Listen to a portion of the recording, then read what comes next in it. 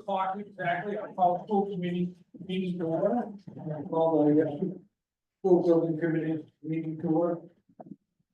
And while we can pledge allegiance, I pledge Allegiance to the flag of the United States of America and to the republic for which it stands, one nation, under God, indivisible, with liberty and justice for all. And I'd like to ask for a moment of silence for all our fellow countrymen down in Louis, Kentucky and Indiana with the hurricane devastation.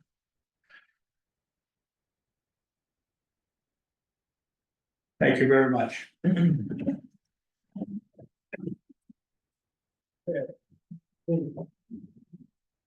There is one agenda adjustment for the school committee tonight. We will not be voting on the student handbook. It'll be moved to next month. To the meeting is this meeting is being recorded because we have remote participation. All our votes will be done by roll call. There are no agenda adjustments for the school building committee tonight. This meeting is being recorded. And because we have remote participation, all of our votes will be done by roll call. Okay. Any public comment? See none. Student advisory, Mr. Boyle? You're gonna do, student advisory? Yes, I will read off some reports. I'm gonna try to keep my stuff later separate. So just to report out on some great stuff happening here at the school. We recently just held a successful horticulture and FFA plant sale where there was over $27,000 in sales of the day. Let's see, the Touch a Truck event took place this past weekend for Skills USA. They were able to raise over $2,000 to help out our upcoming Skills USA expenses. Earlier this month, we also held a Skills USA signing day.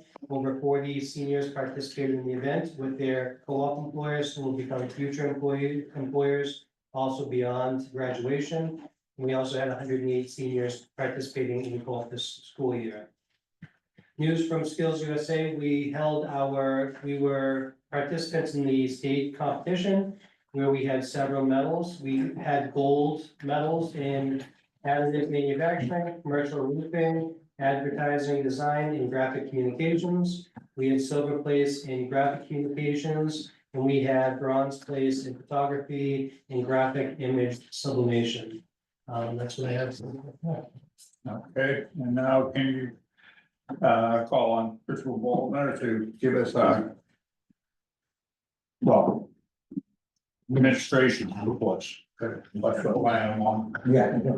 I was gonna repeat the same line. I'm gonna have, Mr. Boyle start with his report. Okay. Yes, I got a couple other things to report out on.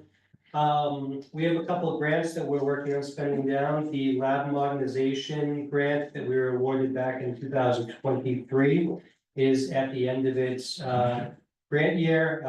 We had a third year extension on it, and we're planning to spend down the entire $2.5 million grant by July 1st. We're also working on spending down our lab modernization 2 grant, which was a grant for our HVAC and metal fab programs. That was a $750,000 grant that also needs to be spent down by July 1st. In addition to that, we're spending down our skills capital grant, which was a $300,000 grant for the horticulture program. That also needs to be spent down by July 1st. So a lot of spending down on grants, including our CTI round 8 grant, which is a $2 million grant that needs to be spent down by August 31st. So we're making progress there. We're anxiously awaiting our CTI round 10 funding. They're projected to release funding in either late May or early June. So we're hoping to hear back from that soon so we can launch applications in the process to get going for a potential September start if we are awarded the grant. And we are also waiting for an additional round of the skills capital grants, which we're being told should be coming out sooner than later. Other news to report out is we also had our CTI graduation, which was the last CTI graduation on the existing round that we have, and we had 81 students who graduated the program. So the night school program, as far as CTI at this point, has concluded. Councilman Chance. Yeah, so yeah. That's all right. Yeah. So that's CT for this year, or is it in for total because we're out of grants before, CT next year? Yes, the grant money will continue through August. We are starting to recruit for the next round in anticipation of receiving funds. We had a phone call today that basically indicated that our application's been forwarded to the governor's office and we're waiting for next steps. Okay, thank you. So we're hopeful. Any other questions before we move on to the vote? At the floor. Excellent. I want to share an important change to our school structure for next year. You've heard us talk a little bit about a 5-block day. We're moving from 4 blocks plus we call a 9th period to just a standard 5-block day. I wanted to share with you the status of that. What have we accomplished by implementing a 5-block day? We continue to meet Mass Core and college readiness requirements. We meet NCAA eligibility at all levels, divisions 1, 2, and 3. And we've been increasing enrollment while maintaining class size. In 2024, we accepted 180 students. We are on target to accept 190 this year. In 2024, the class size was 21, and next year we're anticipating 20. So we are maintaining good numbers there. Additionally, the schedule improvements include the addition of a success seminar in grades 9 and 10. I'll explain that in just a minute. And an academic strategies course that continues next year as needed for students as needed. We have financial literacy for all students. So even our students who are taking pre-calculus and calculus, they will also have financial literacy on their transcripts. So we have that for every student. We have an increase in related time as some of our other courses are actually interrupting some of our related time in order to fit everything into our schedule previous. We've now been able to make them more discrete and claw back some time for related. We have health and wellness and physical education fully integrated into the schedule as semester courses for students. We feel grateful for that. And that's that.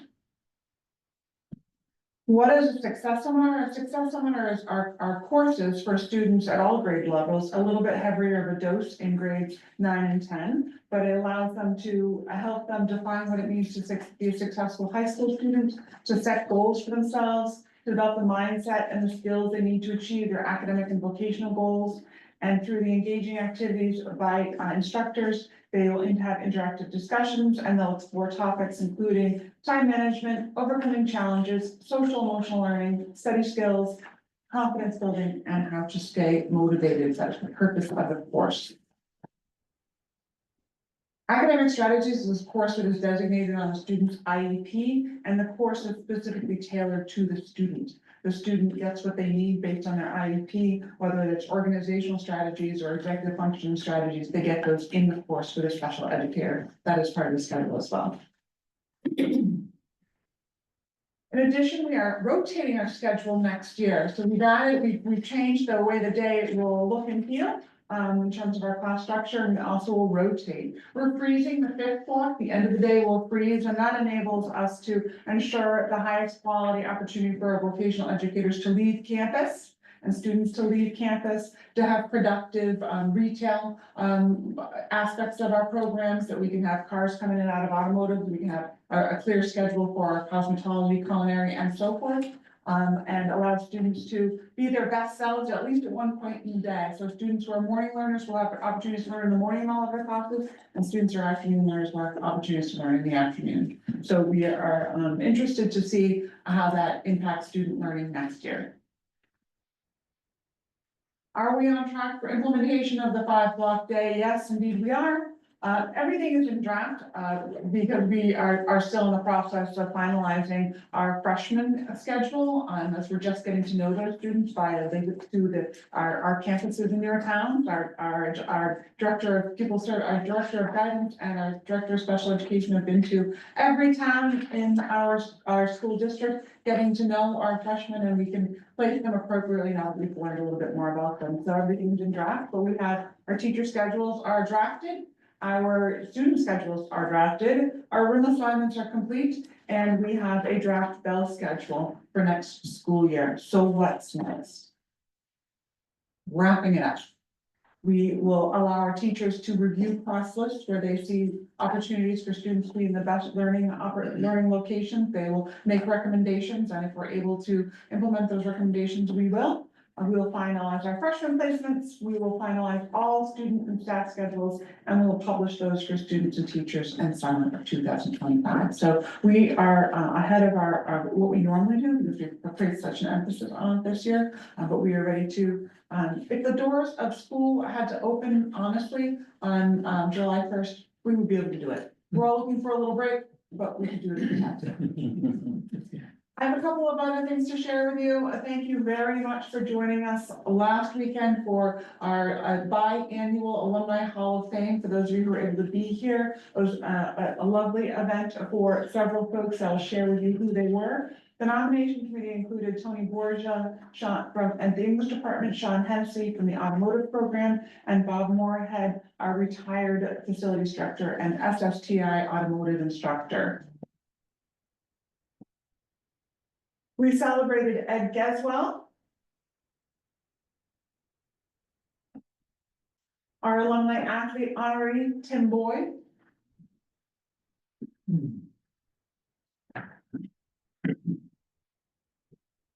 our school committee honoree, Robert Mola,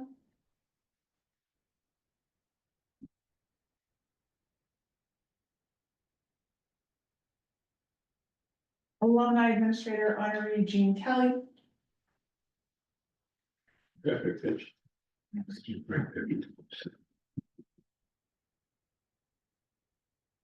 alumni administrator honoree, Margaret Dutch. And that picture captures an image that was initiated by our staff, a fundraiser for ALS Compassionate Cares out of Mashpee on the Cape, where our staff was able to raise almost a little over $20,000 for ALS Cares.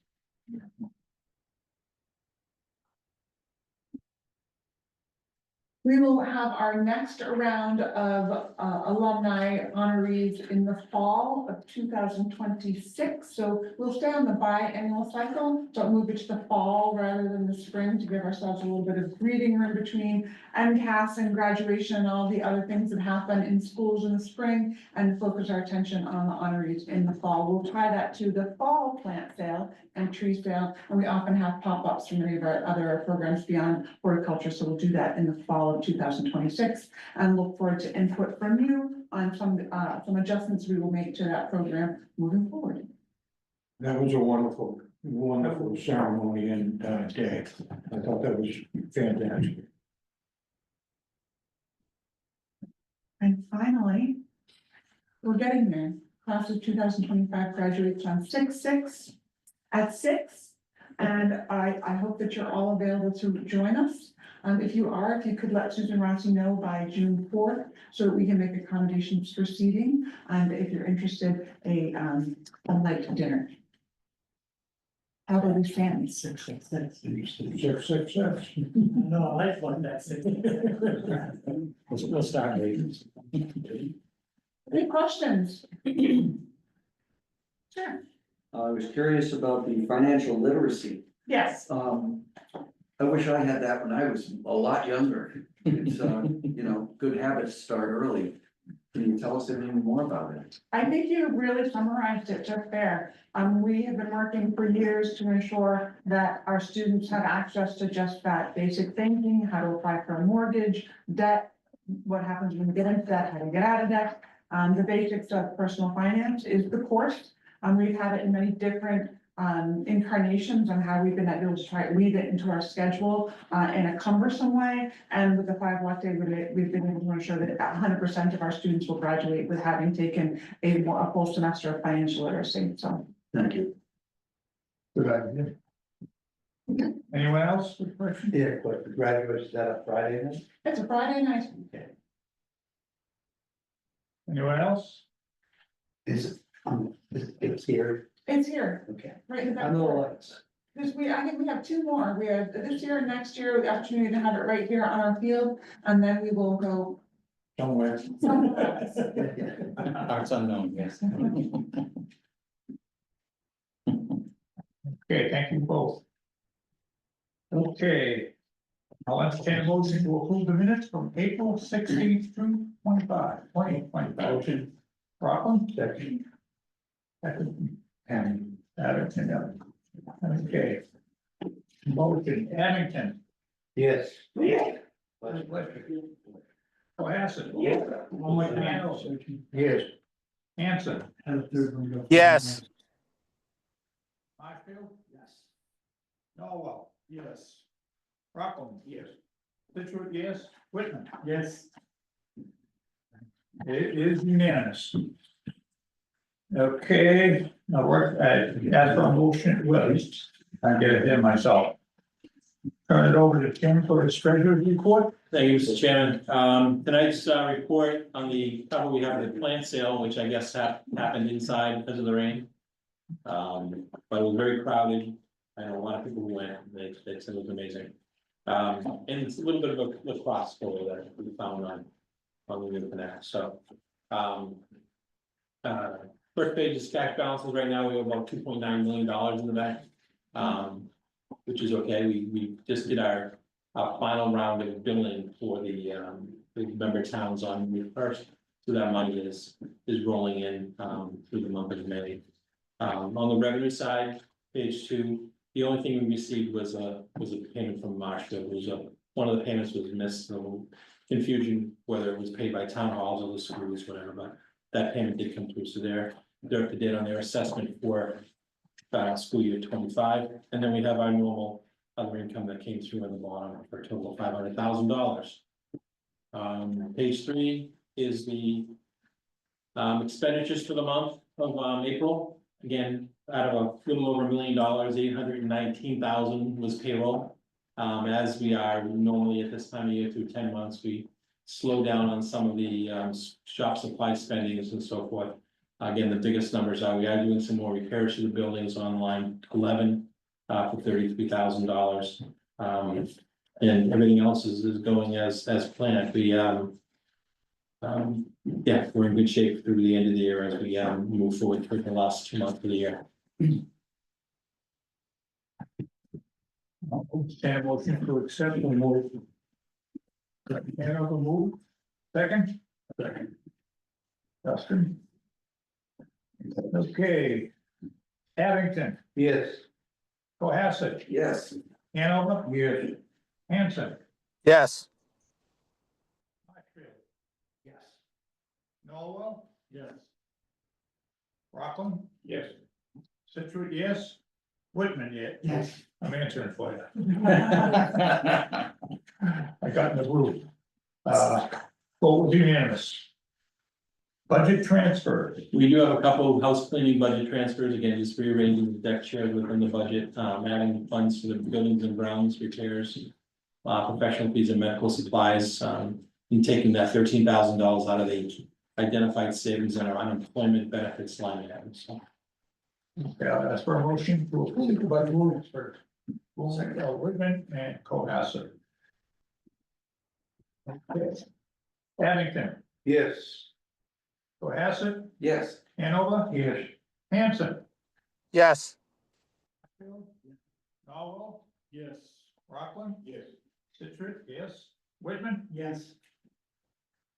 Okay, any other updates? Yeah, we have, Tom and I have been back and forth with, some scrubbing down the numbers for the end of the year.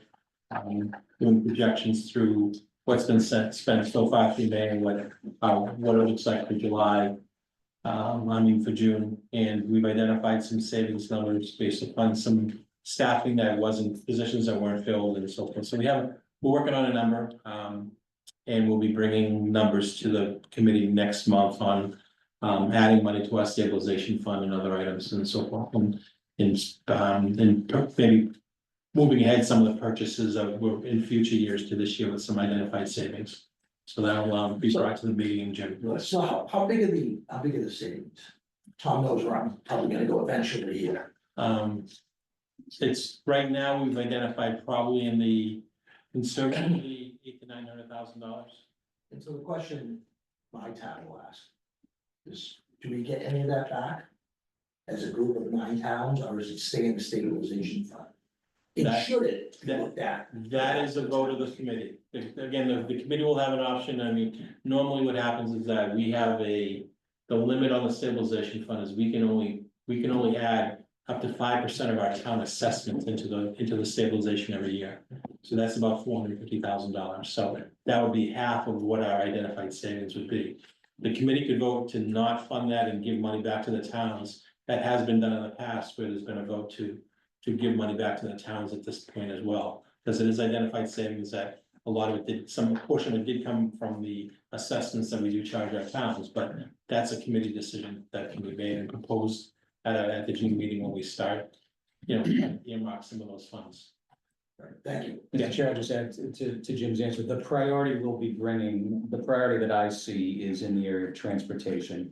We need to start to replace our shop vehicle fleet, as well as have stabilization funds, not only for the building project if we can, but also for our bus fleet. We will be adding several routes. So what that will allow me to do is bring you a fiscal 27 budget proposal that will be lower, because we will be able to start to replace what are our already identified needs on the long-range plan. So we'll need a few more weeks to scrub that down, but that's the trajectory we're seeing. But for veteran members of the committee, it's a similar June conversation. Any other questions? Quickly? Okay, I'll turn it over to Dr. Hickey and his report. Thank you, Mr. Chair. I will also try to be brief, but I think I'll fail in a couple of spots. First item, FY 26 budget update. Thank you for all of your support and your work. We were able to secure to date 7 towns out of our 9. We need 6 affirmative votes at our town meetings, and as of now, there are 2 towns remaining. Marshfield's town meeting is scheduled on June 2nd. And Whitman has yet to schedule they'll be scheduling another town meeting. And Dan, I'll summarize and you can probably correct me if I'm missing something, but essentially they brought to their voters a contingency budget, a budget that was contingent on an override passing. That override in Whitman did not pass, which means that they still need to reconvene the citizens to have a town meeting vote on a budget. In many of our towns that were looking at overrides this spring, and my town of Hanson did this, there was a base budget, a budget if an override didn't pass, and a contingency budget if the override did. So in this, in the case of Hanson, the override did not pass in Hanson, but there was a base budget that was also approved by the voters. Wherever things progress in Whitman, we've secured the requisite number of towns to say that we do have an approved budget for FY 26. But Mr. Chair, if you don't mind, I'll yield to Dan if he needs to. Right, yeah, just to let you know, June 11th, we'll be having our special. Thank you. That was one piece I didn't know. Thank you very much. So yes, so that's thank you for all your help with that. The next item that I had on my report was the vocational admissions update. You have heard plenty from me on this topic. And as you know from perhaps seeing some media reports, the Board of Education did vote to implement a lottery, and that will apply to all of our schools. And it will be in effect for our next admission cycle. This can get confusing. The admission cycle would be 25-26, but those are the kids who will be in 8th grade next year. So to rephrase, the current 7th graders who will apply to us as 8th graders will in fact then be admitted by lottery. I will have more opportunities to bring to you a revised admissions policy this summer or September at the latest. But to boil it down, the lottery is not going to change the school board's position on our admissions policy with regard to apportionment. Each town is apportioned seats. The difference is that the way in which the kids from a town are chosen will be chosen by lottery. Every student who applies has an opportunity to be in the lottery, assuming that they identify that they have shown awareness, perhaps by attending an open house. I'll go more into the weeds later, but I think the bar is very reasonable that anyone who applies will have at least, I'll use the image of a raffle ticket, right? There's an Abington bucket, and every kid who applies and shows awareness gets a ticket. You can have other tickets put in if you meet other criteria. Those criteria include demonstrating not just awareness, but demonstrating interest You might opt voluntarily, the child might opt to say, I'd like to participate in an unscored interview. I'm gonna write an essay, I'm gonna show you pictures of how I've been building motorcycles since I was 6 years old, something that shows I'm really interested in this stuff. Our school district and our admissions process would allow us to say, the child has shown interest, there's another raffle ticket. So now that you could have someone who applies and went to an open house. Now I've shown interest. And there are two other potential categories. One of them is attendance. Any applicant who has 26 or fewer unexcused absences in the 270 days preceding their application would get an extra raffle ticket. So 270 days is a rather tortured regulatory move, which is going to be very complicated. So it literally depends on when the child is applying. And then we will go back 270 days and look at the attendance record. So I wish I could say to you, all of 7th grade and up to 8th grade, up through the time they apply, but it's not, that's not why they did that. I'm not entirely sure. So if you have fewer than 27 unexcused absences, doctor's notes, you know the difference between an excused and an unexcused absence. You would get a potential third raffle ticket. And then the third area is the area of discipline. Students who, the way that you would not get an extra raffle ticket for discipline is if during your 7th or 8th grade year, you were, you were determined in a juvenile court to have been a felon for weapons possession or assault of the educational staff on school grounds, a rather narrow definition. So this weighted lottery, I'll leave the editorializing for another time, but the weighted lottery, in my opinion, would likely yield nearly all, if not all, of our applicants getting 4 tickets. So in any event, that's the plan, and I'll be bringing you a revised policy to stay within those guardrails. There are some other items in the policy that are also will be challenging for us particularly. They've set a statewide application timeline. No applications can be taken before November 1st, which gets into our rhythm of having an October open house and letting a lot of families out of convenience apply that day. Maybe we will have to rethink that. I think we know the kids are going to apply, but it still is an added change. The application window will run from November 1st until March 1st of, if you will, that 8th grade year. I believe it's going to be very important for us to educate our community about the March 1st cutoff. Because we would have described our admissions as a rolling admissions. We'll take it, what town are you from? We'll score you, we'll put you on the list. Now, if an application comes in after March 1st, it must be set aside so that only the children within our towns who applied during the window have to be attended to first. So that will require some education. Is there any good news to come out of this conversation? I suppose I saved this for the end. They did strengthen, not to the extent I would have liked, but they did strengthen the expectations of our sending towns to allow our school in to make presentations and to have interested kids from our towns tour the school on our dime, which is what we had done for, I'll say since forever, but that isn't exactly the case. So they did listen to us when we said we need stronger regulatory language to ensure that while we can't tell someone to work hard and have a good discipline record and come to school, because I think that argument is kind of undermined by these criteria, we certainly can at least make sure that the kids in our communities know what we're about. So that is good news, that is progress, and that will allow us to have a level playing field when it comes to access for information.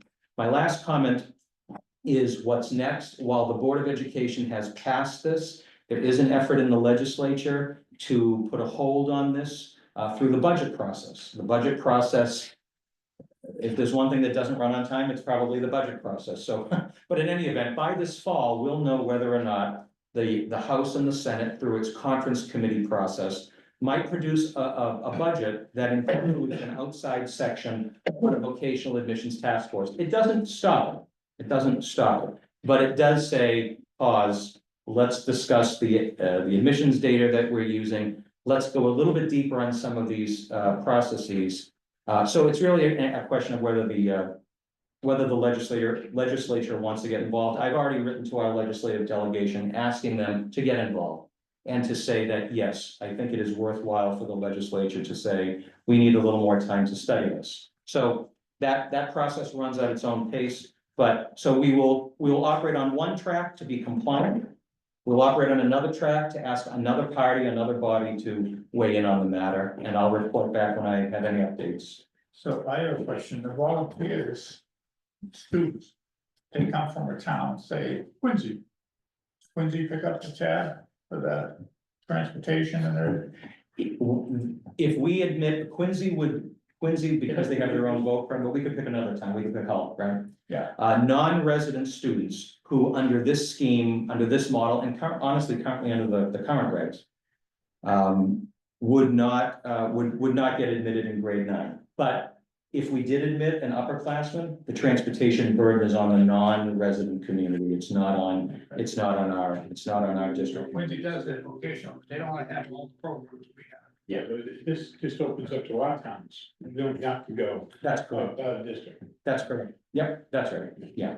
There was some talk at the board meeting. I went to the board meeting in Methuen and there was some talk about how it might impact the Aggies a little different because the Aggies operate under a different statute where they are allowed to take non-resident students. And you come from communities where you might see Norfolk Aggie assessments on your warrants. They don't operate under the same rules that we do. So yeah, the rules that we have are a little bit different. No, just Tom, are you and your group of constituents, are they forming like a kind of like a legal panel as well to fight this if need be? The Mass Association of Vocational Administrators has an attorney who has weighed in on more than one Board of Ed meeting to at least talk about a legal framework. There's been no other conversation other than to raise some of the issues around what was the basis for putting all of our schools into a lottery when for the last 3 admissions cycles, most of the schools were not cited for admissions irregularities.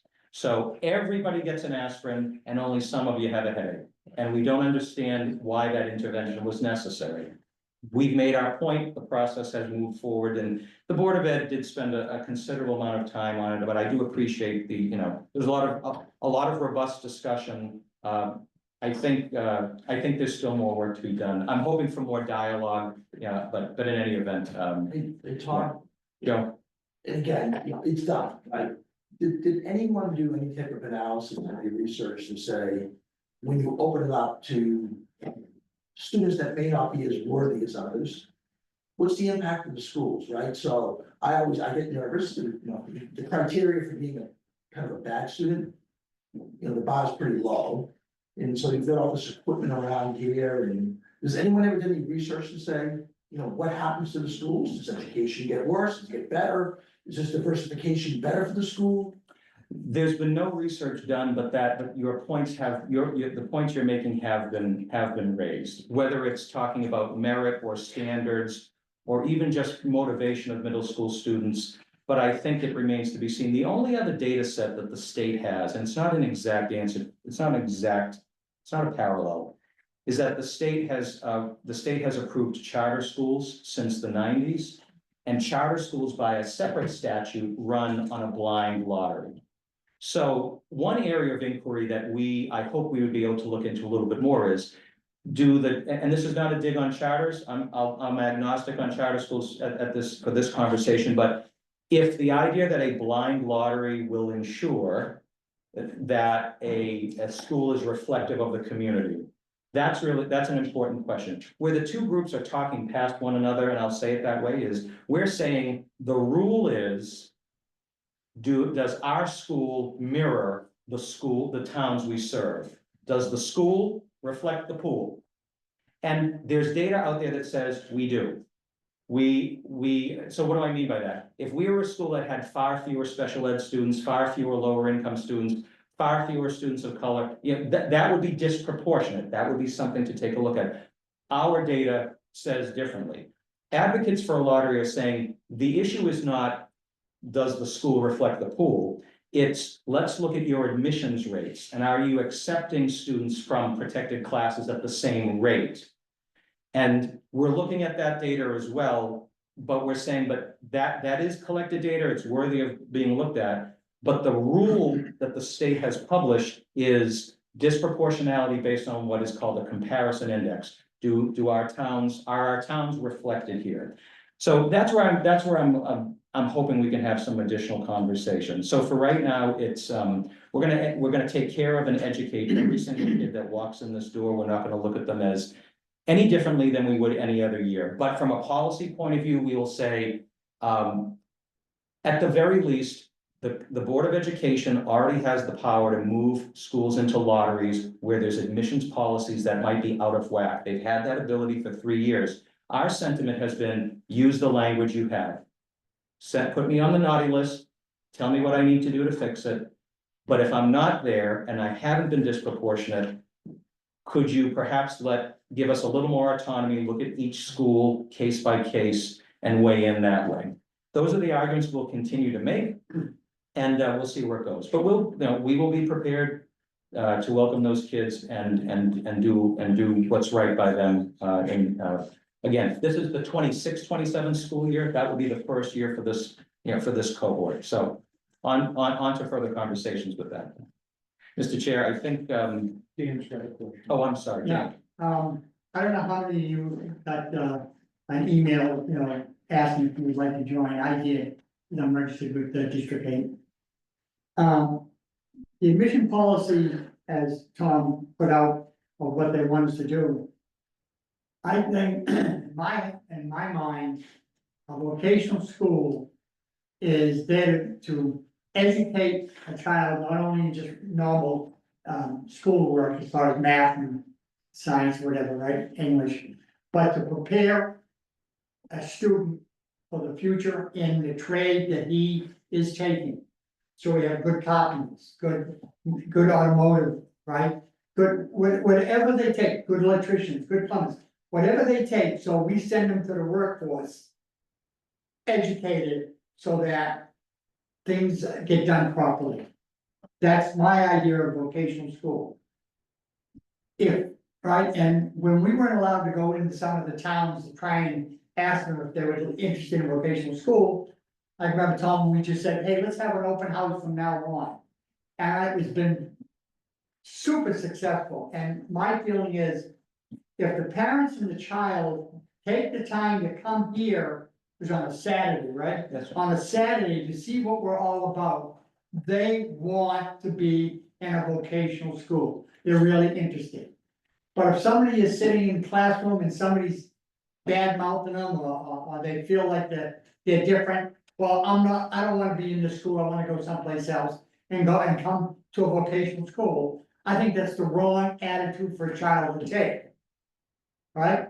And I think by doing this, putting, that person can say, well, I wanna go to vocational school, so he gets a ticket and he puts it in it, and he may get the draw.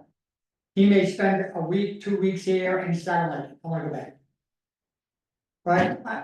So Mr. I Chair, can't wait for the meeting, because I am, and like Tom and I discussed this, what, an hour and a half we're gonna take, because I was really upset about it. When I read this and I got the email, and they asked me, are you gonna register? I said, damn, yes, and I registered to be there. It's a Zoom meeting anyway.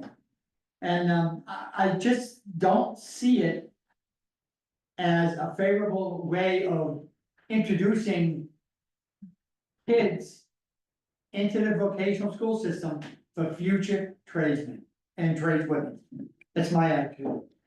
Mr. Chair, and I'll just wrap up by saying that what Dan's referring to is an email you might have received from the MASC Division 8. And there's an informational meeting for anyone who's interested. You're welcome to register, but we can certainly report out on that. Yeah, so thank you for letting me update you on that. I wanted to bring to your attention that I'll be reviewing some requests for textbook adoptions for allied health and horticulture. They're expanding their program curriculum. These seem to be sound decisions. I also put in front of you a very nice letter from the Director of Veteran Services, Town of Abington, thanking us for some longstanding partnerships. We definitely enjoy working with municipal departments. Any connections with the veterans agents in your communities, we would love to partner, but I appreciate Adam Dunn's letter to us. And thank you, Mr. Chair. With that, I'll turn it back over to you, but I realize the next item will come back to me. It will. Okay. Next item I have is the approval of out-of-state field trips. Oh, I'm sorry, Mr. Chair. I'm sorry, the regional planning. Oh, okay, regional planning. That's it. Thank you. So under new business, members of the committee, for the benefit of members of the committee that are not on the regional planning committee, I said I would make sure that this was on this month's agenda. I have a one-page handout, pretty simple read here, that you might find in your manila folders. I won't be going through this at a slow pace. But just to bring you, if I may, just to bring you up to speed, as you know, the town of Pembroke has expressed interest in joining the school district. They have done a couple of things on their end to demonstrate their level of seriousness, including their own Pembroke Public Schools School Committee voting to endorse the idea. And the second item is that at a recent meeting, they also voted to recommend a placeholder article for a fall 2025 town meeting to basically hold a place in a warrant for what might eventually be an amended regional agreement article. We have a 9-member school committee and we have 4 members on our regional planning committee who have been very good about letting me bring them into some of the weeds on what might be involved. There's no decision tonight. This is really the first time to have it on the full school committee's agenda for me to raise the issue. What this piece of paper basically summarizes is if this committee ends up entertaining the idea and seeing the benefits, these would be some of the questions that would need to be answered, many of which mirror what we did to bring in Marshfield. And this is what would ultimately be reflected in a regional agreement amendment. So I think that we have collectively between now and the end of the summer to pull information together. I have been waiting for the Department of Education to provide me some feedback on some draft language that I drafted. I was able to actually communicate with their contact people today, and they're going to be off the grid for a few weeks. They've got some other things going on. So I think what I'm going to recommend to at least to the Regional Planning Committee is my idea of having draft language go to DESI, let them say, or, thumbs up. I may just want to float that to you all anyway, because I don't want to lose a month or 3 weeks of the conversation. What am I talking about? I'm talking about if we were going to bring in a new town, it's got to be reflected in our regional agreement. And so on this piece of paper for members of the full committee, these would be some of the things that would eventually show up in an amended regional agreement. The date of entry of the new member town, what school year would they start? The next item would be access to seats by apportionment. If they do join, would they join and get access to seats in the same way as everybody else? The proportion of their 8th grade population. We'd have to make decisions on the share of what they would, we'll call it the buy-in, for lack of a better phrase, but to me, I see it in several layers, and this is very similar to Marshfield. I'll point out the exceptions. A share of the stabilization fund, a share of the building project costs that have already been paid prior to this new member town joining, fiscal 26, fiscal 27, maybe fiscal 28. A share of the building project costs during the first year that they join.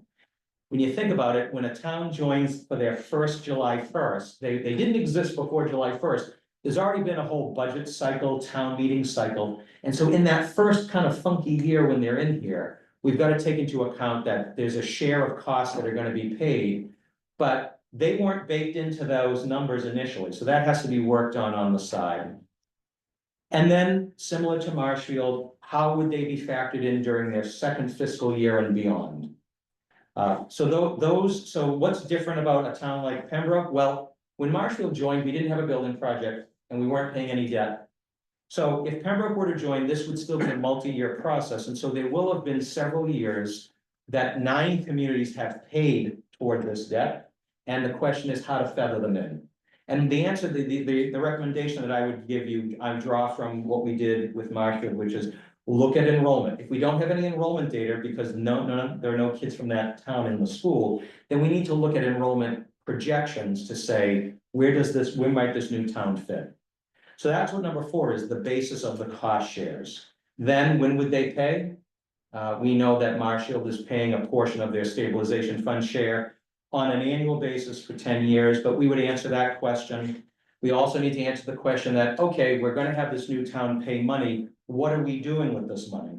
And my recommendation is going to be that any monies that come in for the debt on the building go immediately to the towns. That is the whole point of cost sharing. The money for the stabilization fund is a local decision by the school board every year. It's revenue and you all will get to decide. In the last 2 years, we've used that revenue to help lower assessments for the following year for our towns. That should be I think it should be an annual school board decision on what to do with that. But these would be in a narrative form, just like we did with Marshfield, written into this regional agreement. So again, I'm at the 1,000-foot level, but if we can get those 7 questions answered, and in writing, and in front of you, you'll be able to see in more detail what I'm talking about. But you'll probably find that to be, very similar. I guess the 7th item I skipped over, the operating costs for the first year of membership. So in bringing on a new community, if we have to take on an additional bus route, bus route is my best example. A new community, they're a little further away geographically, we're gonna need another bus. Well, if they weren't a member of the district, we wouldn't have budgeted for it through the normal budget process. So the timing of that first year, again, needs a little massaging.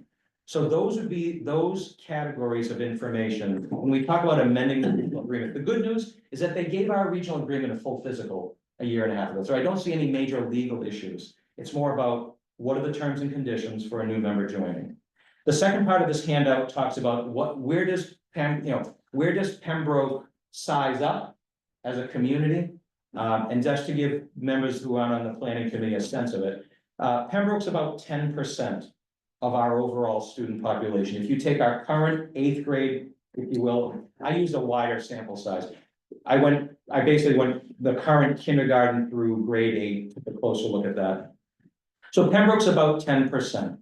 And so whether we're bringing in 180 or maybe 190 next year, or we have a new building and we begin to scale up the enrollment, if we were to scale it up from 180 to say 200, we're probably talking about 21 seats a year. So here's our 10th community dealt into the apportionment about 21 seats.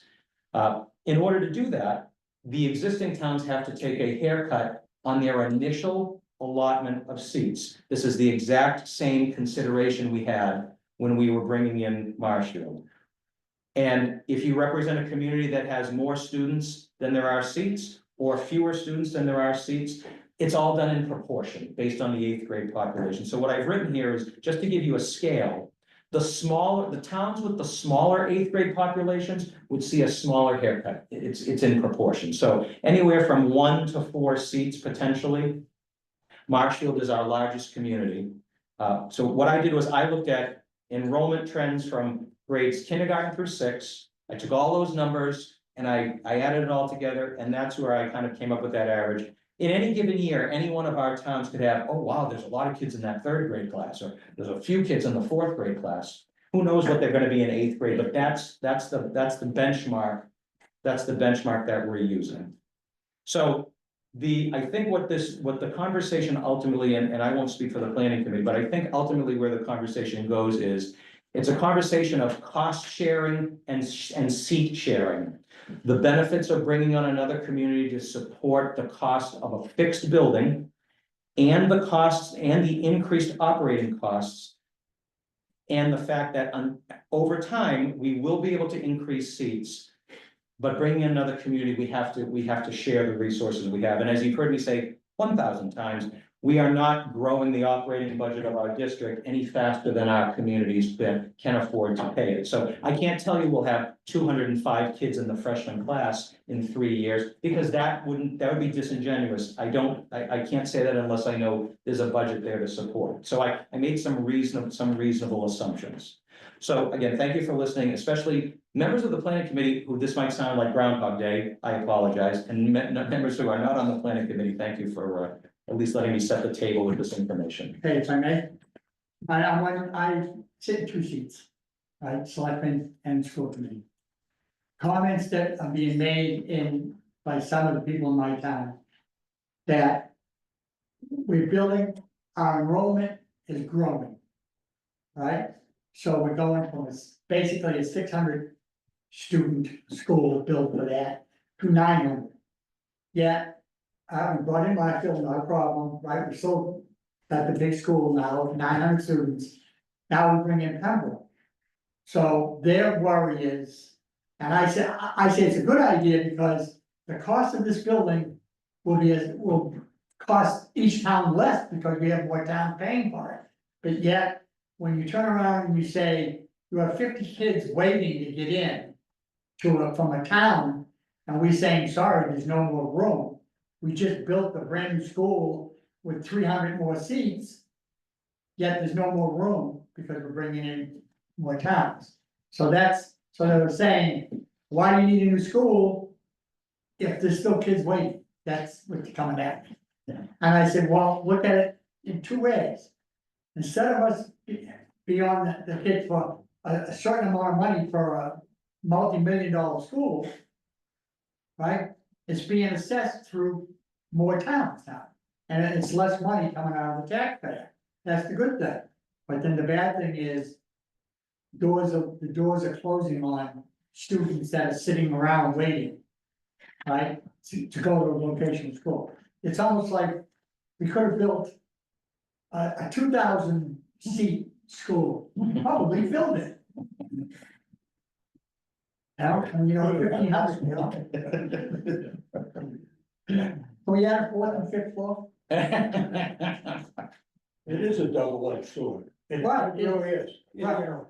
It's damn if you do and damn if you don't, I mean, we satisfy the taxpayers because there will be less money, 10% less. right, coming out, but yet it doesn't satisfy some parents whose kids want to get into a vocational school. And with the lottery system, it's gonna make it that much more interesting. Yeah, and I do not, no. That was gonna be my point is I sympathize with you, Dan. I mean, for Norwell, we don't really have the same issues, because I mean, more or less anyone who wants to go for Norwell gets to go. So for me, you know, looking at Pembroke, I think it's a great idea, you know. Tom's analysis of our 2 seats. Yeah, I mean, I hope in the future, me losing 2 seats is a huge problem, but for right now, where it sits, it isn't. I think I give more seats to Abington and Rockland and Whitman than we actually use. But I think that the biggest thing is, and the biggest thing to take away, Dan, is that with the lottery system, I mean, none of us know what's gonna happen going forward. So, you know, a seat allotment is gonna stay the same, we're just gonna lose a couple, but again.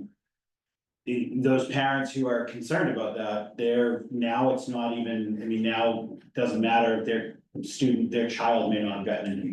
You're right. So, I mean, we have to look at what's the benefit to everybody. I think Bob was right, 10% savings for everyone is huge. Yeah. So. Mr. Chair, if I may, Dustin brought up I appreciate Dustin saying that, I should have mentioned this quickly back to the admissions piece. There was one other area that was very important to South Shore, that was emphasized early and did survive in these regulations, and that is that the state acknowledged that if school districts had an apportionment policy at the local school committee level, that would still be honored, because there was a concern earlier in the process that if they said we couldn't divvy up seats by town, and instead it was the first 200 names that came out of the bucket, it could create volatility. I mean, I don't know how many basketball fans we have here, but paying attention to the NBA lottery, right? We had the Dallas Mavericks with a 1.8% chance of getting the #1 draft pick. It was a weighted lottery for the NBA draft. And the teams with the worst records had more bingo balls in the bucket. And the Dallas Mavericks are gonna pick that kid from Duke with a 1.8% chance. So, sorry, I drifted. Fortunately, we get to keep the system that if this school board wants to keep it, we get to keep it. And that is that apportionment. At least that provides some financial stability. Because if Dan, under a merged lottery, if all 80 Whitman students were somehow, I mean, it might be as cuckoo as the Dallas Mavericks, but maybe, I don't know. But what if all of a sudden 60 kids were picked out of the hat out of 80? That's true too. That would create a, Backwards to town. Right, yeah. and, No, I see what you're saying, yeah. but that can also happen with agricultural admissions, because Aggie admissions are, essentially, it's how many kids were accepted, who's going, and the town is notified, and there's some volatility there, so that was that other, I guess, second piece of good news for us locally. We're one of very few regional folks that does this model, the apportionment model. Thank you, Mr. Chair, I did fail at being concise. Any other questions?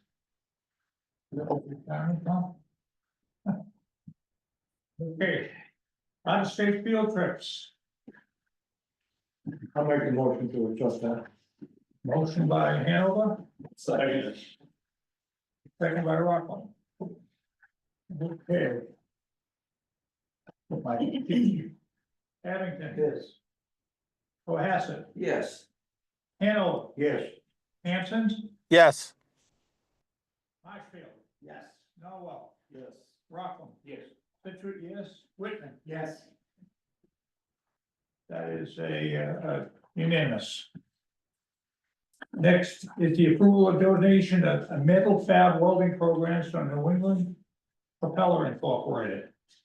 I need to call out for a motion. Motion to accept. Okay, so that. Second, Cohasset. Okay, Abington. Yes. Cohasset. Yes. Hanover, Yes. Hanson, Yes. Marshfield, Yes. Norwell, Yes. Rockland. Yes. Situate. Me, yeah. I would have said yes to you. Yeah, I was waiting for you. Okay, yes. It's only fair, Yes. you said It's yes to only him fair. earlier, It's okay? for you. Cross my mind. Okay. So we got the approval of surplus request. Next is the approval of surplus request for horticulture, metal fab welding and facilities. I ask for a motion to approve the surplus request. So moved. Whitman, second from Addington. Addington, Yes. Cohasset, Yes. Hanover, Yes. Hanson, Yes. Marshfield, Yes. Norwell, Yes. Rockland. Yes. Situate, yes. Whitman. Yes.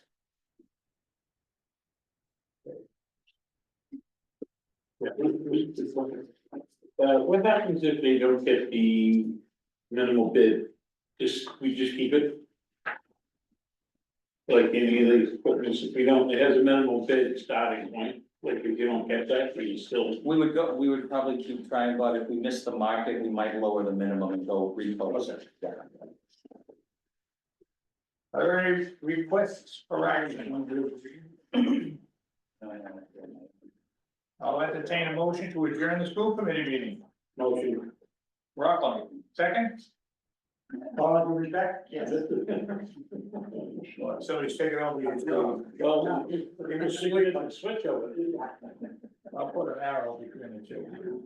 Abington. Yes. Cohasset. Yes. Hanover. Yes. Hanson. Yes. Marshfield. Yes. Norwell. Yes. Rockland. Yeah. Situate, yes. Yes. Whitman, obviously.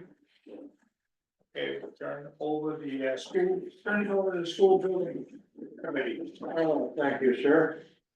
My pleasure. Are there any comments tonight from the public for the school building committee? Seeing none.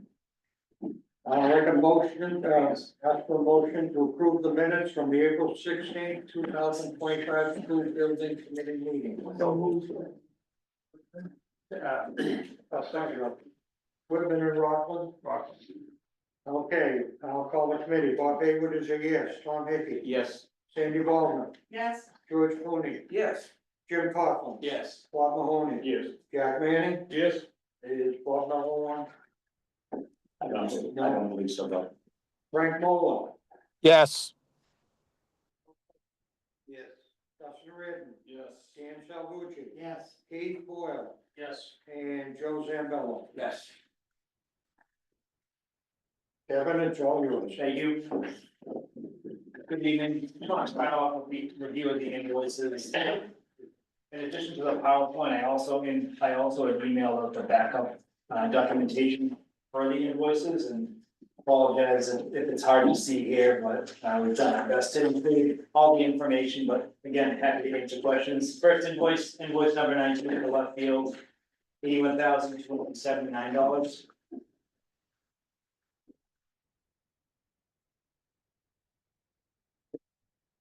Yep, I'm gonna keep going.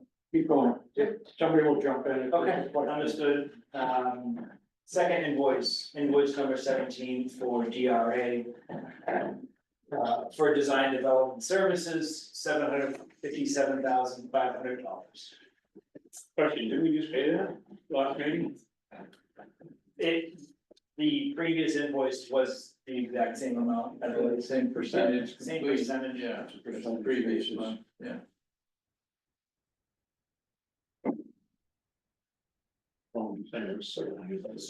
Yeah. Okay, next invoice is for Suffolk Construction for pre-con services, $19,202.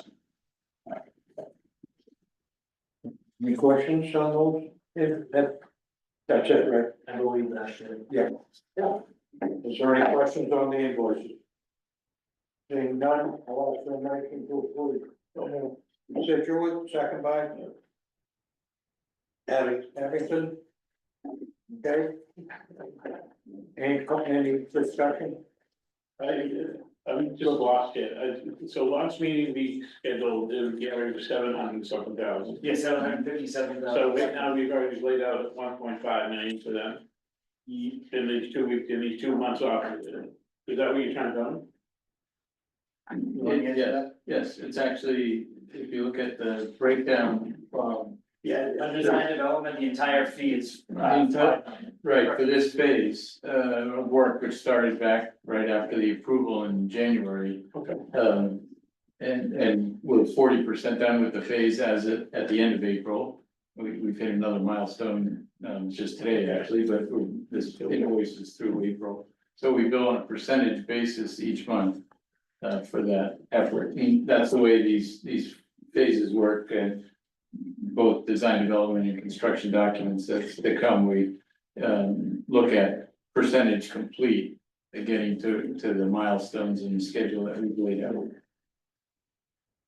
So I think last month we billed 20%, and this month is 20%. That's why it turned out to be the same numbers.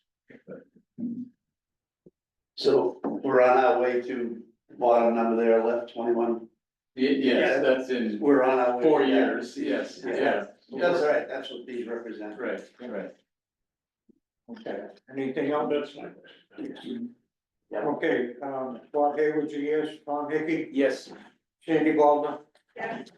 George Cooley, Yes. Jim Coughlin, Yes. Bob Mahoney, Yes.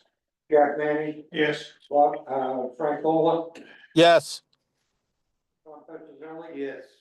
Dustin Reardon, Yes. Dan Salvucci. Yes. Keith Boyle, Yes. and Joe Zambello. Yes. Motion carries.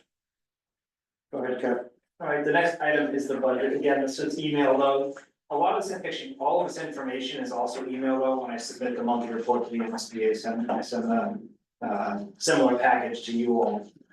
So if at any point you receive that earlier in the month, feel free to reach out. Next item is the budget. Again, we're just into the design portion of this. There really have been no changes in total. It's still what was presented to you all in August and was approved by the town in January. But for OPM, excuse me, we're owner's project manager in design development, right over here, and for designer, we're over here with actual spent to date, so that's pretty much a total of what's been spent to date. It's just OPM and designer services and CM services for design development. This is pretty much just a larger picture of the invoices that have come to date. Just a general schedule update, there really haven't been any changes, we continue to stay on schedule, which is a good thing. We're still targeting the end of June, for completion of design development and submission to MSDA. We can come back to the milestone, construction documents, which may or may not include some early packages, will take place, from say July till early next spring.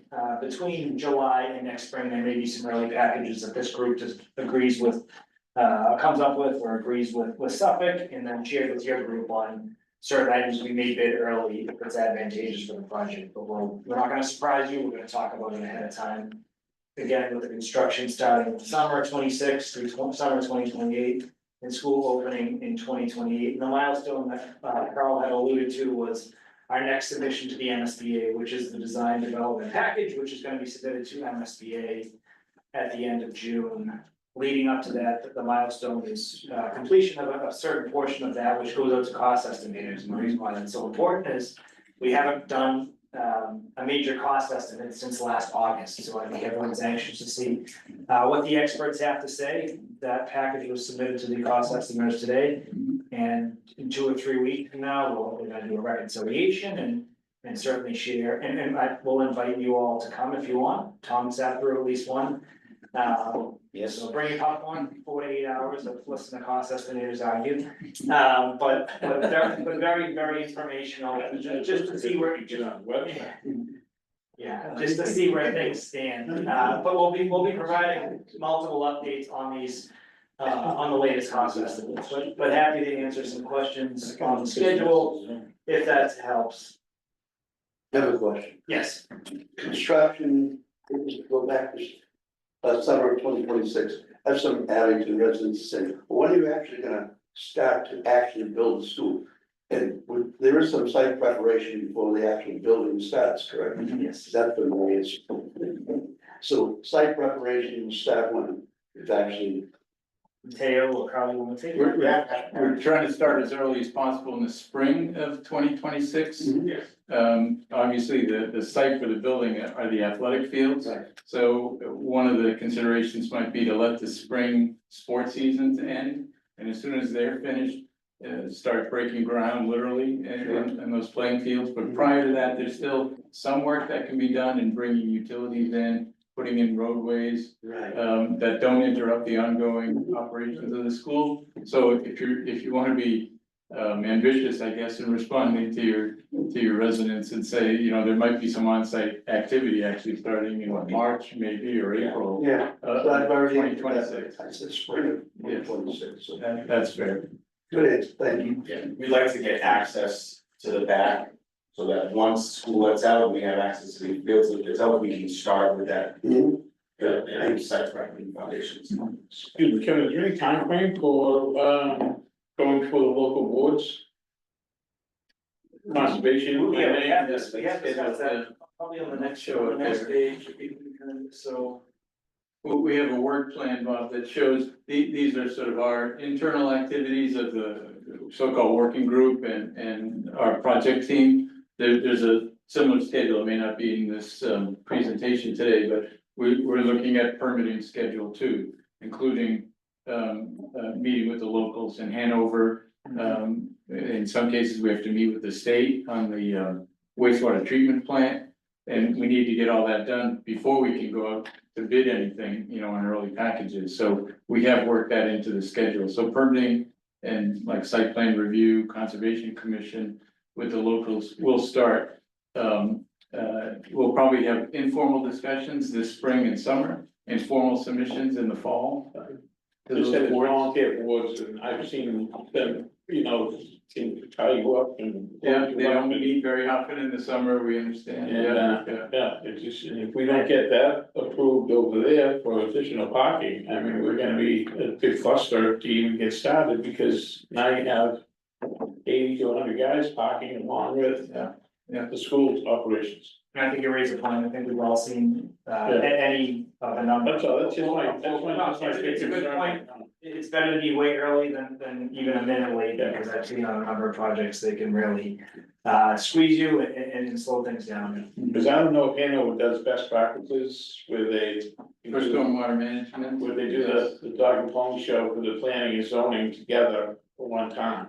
Yeah, we had met with them once in sort of a preliminary basis where they gathered all the boards and including police and fire Yeah. too and DPW. Very good, Uh, okay, thank you.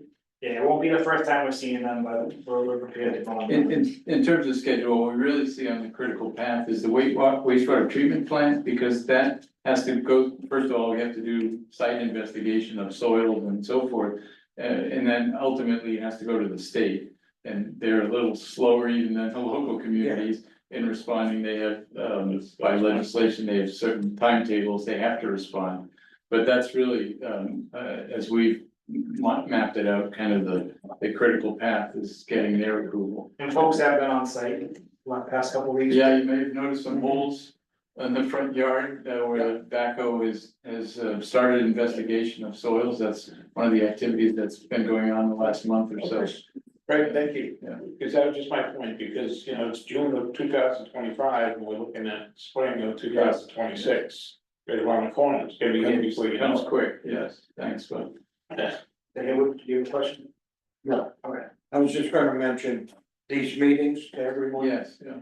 I missed the second one because I was on coming back from Maine. Yeah. But, this one, but the one I did attend, very informal, informative. And, I was very impressed that our input meant a lot. So I really recommend everybody on the board, get on to them, sit there, you have a point to make. I mean, Kevin caught me leaning forward because I was looking at something, and he said, Bob, you have a question? And the window upgrade we did, and talking about the interior was very informative, and they want our input. So at the end of this project, if you haven't put any input in, don't complain. You're gonna get what you get, you know, so your input's really Well, wanted. that's the thing, I was just, is there any way we could do it, like I mentioned to Tom, is there any way we could do it through our Zoom? Because I couldn't get on. I can, yeah, so. That thing for yours. That's a good point. So just on a high level, some of the things we've discussed has been the site issues, site permitting, exterior design concepts, MEP, fire protection, security technology, interior finishes, architectural design. Those are some of the high level design concepts that we've been working on as a group, meeting with staff. But if a subsection or even just one member wants to discuss any of them, we'll set up a Zoom through whatever Zoom link you want, and we can just talk through all of them or whatever ones you're interested in. It was just a meeting that I was trying to make it a point to get on. Yeah. And I couldn't get on, so it's the lights. I'll call you tomorrow, we can coordinate something, Okay. because I know we usually do it Wednesdays at 3 PM or every other Wednesday, if that's a bad time, which I. Because that last week, you wouldn't want to talk to me after I. No, I didn't. But we'll schedule one that you can. And I would say, Mr. Chair, that the only, it's not a hurdle, but if there was a particular topic scheduled for the working group where there was a quorum of the building committee that was interested in jumping on, we would just post it as a meeting. Yeah, Otherwise, it's, you know, some topics are more interesting and feedback worthy than others. But that's what Kevin can keep us in the loop on, and I'll make those arrangements, you know, through Susan about posting if there was a critical mass of committee members that wanted to. I'd be interested in the security, okay, just how that's gonna play out. I'll reach out to you. You can set something up. Mr. Chairman?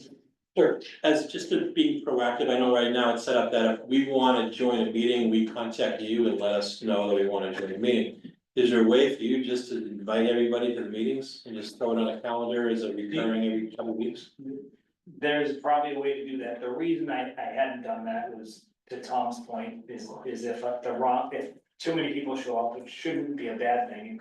It could trigger the quorum, and we haven't posted it. I don't think we're in jeopardy of that, people are But just busy. folks said anyway, it doesn't matter who's gonna show up. But is it a meeting that we're just viewing the meeting, are we actually being asked questions? We active participation, so there's nothing, there would be nothing wrong with posting. It would be considered a remote meeting, there would be access to the public through a meeting link. If we know what the topic is and we ask, if we said to committee members, even 3 days before the meeting, who's in and who's out. And if I can't count up to 8, then it's a non-quorum gathering, we're not in jeopardy. But you're right, Jim, this is not a, if this were a building committee meeting to take votes, you're right. We'd have to post for it and ask for a quorum to take action. But this is just more of a, hey, I'm interested in the security piece, I wanna hear more about the environmental stuff, when are you gonna talk about where's the shag carpet going, those are the meetings I wanna be at, let me know. We can keep people in the loop. If we were to post it, and we didn't get a quorum, would that affect the ability to make decisions at that meeting? If that was if the working group is trying to put recommendations together to eventually bring to a voting board, I wouldn't see a problem with that, because we're not taking recorded votes at working group meetings by design. The worker bees, it's like a focus group, we're the focus group before we. It's an informational meeting. It's an informational meeting where. Yeah, there's no vote. And it all of this work leads to a subsequent school building committee meeting. Where all the votes get taken, all the decisions only get made at the building committee. It's really a question, if you wanted to help build, if you wanted to help weigh in on some of the thoughts. Like, should we present this color or that color, or should we show this texture, or what do you think about exploring that? It doesn't mean that the conversation is over if you miss a working group meeting. But if you want to help with the spitballing, that's all. So other than looking out for a quorum, which we certainly can post for it, that's not a problem. And that still would just be no votes, active participation, but if we were watching a presentation and not participating, like if this was a webinar and we were not able, if we were just looking through a pane of glass, we'd just be audience members, so. Yeah, Okay. thank you. Yep. Anything on the schedule then? Oh, sorry. Here we are. Okay. All right, get to the fun Okay. stuff. So, So, okay, great. We, as always, we want to share with you, our activities, what's gone on at these working groups, but also let you know, what we're, as the design team, project team, have been working on since we last met. We mentioned a couple, issues already. We've been advancing the documentation so that today, literally, just this afternoon, we forwarded to cost estimators the package of information, plans, specifications, narratives, so that they can begin their cost estimating activities for this phase. Doesn't mean we stop. We're still advancing the documents that ultimately are gonna go to MSBA, but it's sort of a milestone because the estimators need like 3 to 4 weeks ultimately for the whole estimating process. So that by the middle of June, we can review their numbers, refine them, make sometimes significant decisions at that time to keep the project on budget and so forth. So that's one activity. Another has been, we've had meetings with staff members, basically, particularly shop instructors, so that we can review their layouts and their equipment needs. Because in addition to the sort of architectural construction part of the budget, there's also the furniture and equipment part of the budget too, that we need to refine during this phase. So we want to make sure not only do we have the shop kind of laid out in a way that works for the school, but also we have the right kind of inventory of equipment. What do you already own that's in good shape to bring over? What do we need to, put on a list to buy new? How much does that cost? We did it on a preliminary basis during schematics. We're reviewing that and updating it now. We're also trying to project, in the next 3 years, what is the school gonna buy? That could, obviously then be brand new and should be moved over to the new school. So there's kind of like a little bit of juggling going on there to make sure that we, 1, don't overestimate, or 2, don't have any gaps in the budget. And the furniture equipment side of things. And then Yes, Mr. Chairman, Yeah, go ahead. who's making those decisions whether we keep something or buy something new? Is that the shop teachers or is it Keith and Bob or Tom? you want to speak to that, Keith? Yeah, so we're definitely, we're part of the meetings and we're following up with the departments, if we're not in the meetings, but Okay. we're aware of, you know, what our capital plans are and what our equipment needs are, so I'm seeking grants as we're going through to try to purchase something to the grants, but we're aware of what's gated and what's been replaced and what has a shelf life of X amount of years, so we're definitely, it's their suggestion, but we're watching it as well, so. Okay, the general message is we're not having a big yard sale. So we're bringing over to the new school as much as we can. And then the other activity that's ongoing, we mentioned too, is the site investigations, the backhoe that's been out here looking at soils. Both for, the wastewater treatment plant, you know, how good is it for leaching? And also for stormwater management too, we generally want to take, specific, tests in the locations where we plan to have, underground, stormwater, what are they called, retention areas or detention areas? That, you know, when the water goes into a catch basin in a parking lot, where does it go ultimately? In the ground, to make sure that ground, it doesn't have high groundwater or clay or whatever. So our team's doing that as well. In terms of sharing with what's gone on at the working group meetings, we want to share with you the latest images that, and you'll see a lot of this as we move forward now, because through the power of computers now, we can model the whole building. We don't just draw two-dimensional floor plans anymore, or two-dimensional elevation drawings as part of the documentation. We actually sort of model it in computer, and then the computer can generate floor plans or elevations or sections or details, and so forth. And we ultimately share the computer data with the construction company, and the construction manager will share it with subcontractors who actually, you know, cut the steel or cut the pipes or figure the studs, and they're using, you know, all the same data. So it gets to be, very useful, valuable, information. But on the three-dimensional view, can I control this? Down probably. So we want to share kind of where we were and, just to, show the updates during this phase of the project, the so-called design development. We are developing the design.